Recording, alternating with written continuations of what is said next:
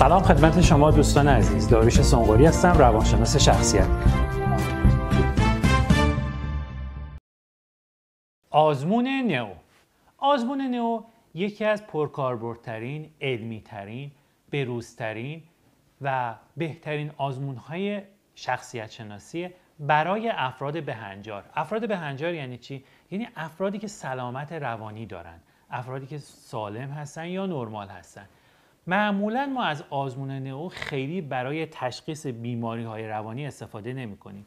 هرچند که میتونیم با استفاده از آزمون‌های نئو یه حدسایی راجع به بحث اختلالات شخصیتی بزنیم، اما اون قاطعیت و قطعیتی که آزمون‌های دیگه تو بحث‌های اختلال شخصیت داره شاید کمتر توی نئو هستش.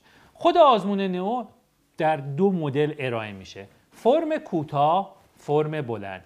فرم کوتاه رو بهش نئو FFM هم گفته میشه و به فرم بلند مدل نئو PIR گفته میشه. حالا تفاوتشون چیه؟ تفاوتشون در اینه که تست در حقیقت فرم کوتاه فقط 60 تا سوال مطرح میکنه.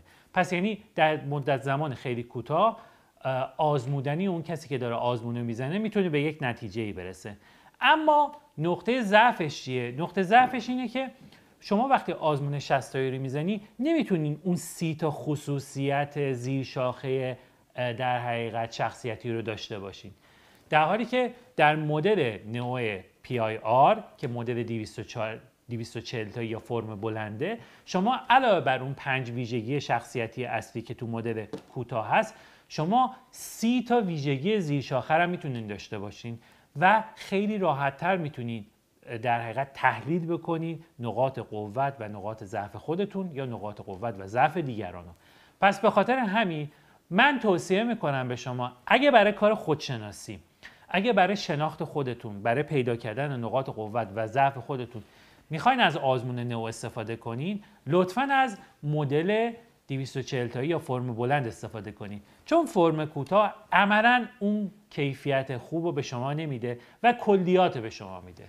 حتی برای سازمان ها هم، خصوصاً تو بحث توسعه فردی سازمانی یا تو توسعه در حقیقت نیروها، یا حتی برای استخدام نیروهایی که خیلی حساسیت بالایی دارن، شما باید سعی کنید که از آزمون فرم بلند استفاده کنید.